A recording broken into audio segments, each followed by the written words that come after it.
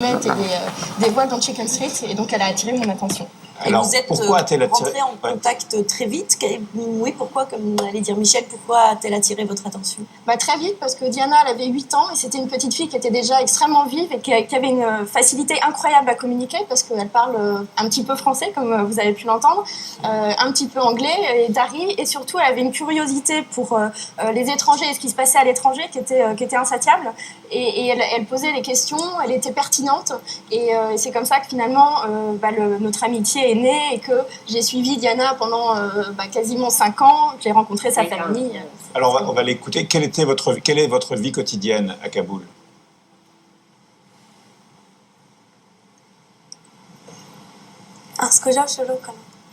Je commence par où? Par le début. Le matin, quand tu te lèves. D'où vient votre vie? Vous vous levez à 5h du matin, vous faites 3 journées en une? Je me réveille à 5 heures du matin. Je vais marcher. J'achète des objets comme des citrons. Et après, je marche à pied jusqu'à la maison. Et ensuite, il y a l'école. Je me lave le visage et après, avec ma mère,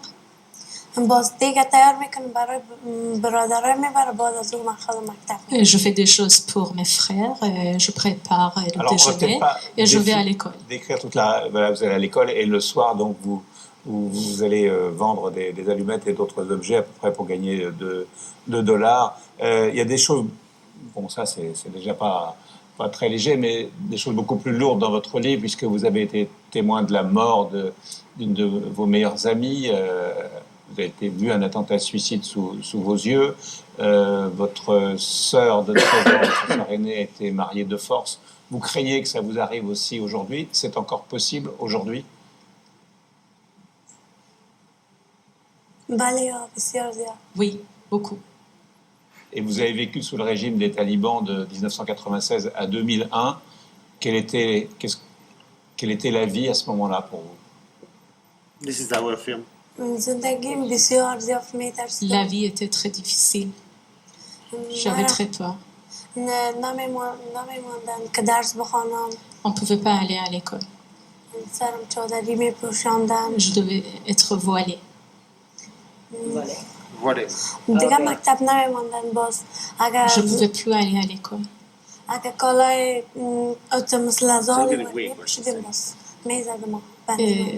Il fallait toujours être voilé, sinon on nous battait. En racontant votre histoire, qu'est-ce que vous avez envie qu'on comprenne aujourd'hui? On comprend votre vie, on comprend ce qu'est la situation à Kaboul.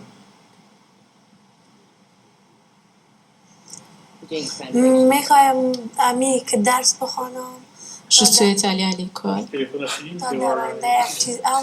pour devenir au moins institutrice.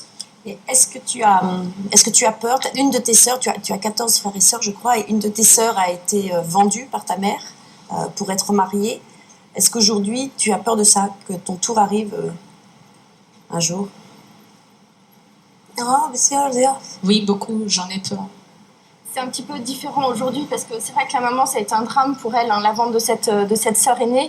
Elle s'est fait la promesse que ça serait différent pour ses autres filles. Elle a 9 filles et 5 garçons, et toutes les filles sont scolarisées et vont à l'école.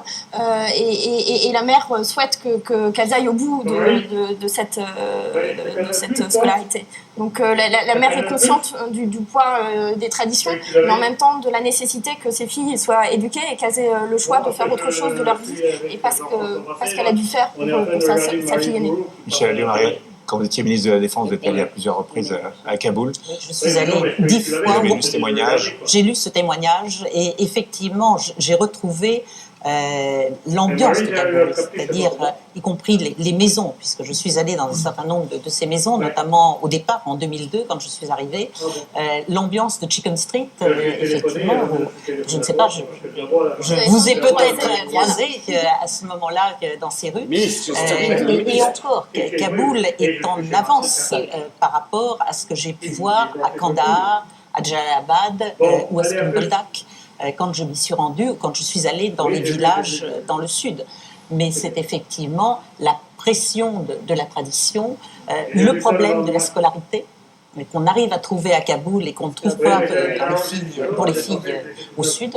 Et ce que je souhaite, c'est effectivement de réussir dans la vie. Je crois qu'Éric Besson, le ministre, vous a proposé un visa d'étudiante, c'est ça?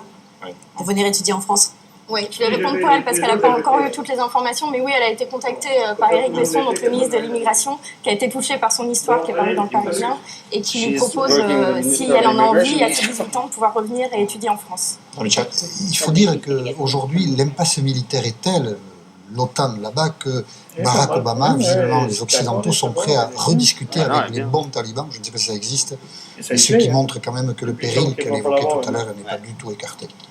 Merci beaucoup, Petite marchande d'allumettes à Kaboul. Diana Mohamedi, aux éditions Michel Lafon, un témoignage bouleversant recueilli par notre consoeur Marie-Josée. Merci d'être venu sur le plateau du Grand Journal à vous deux.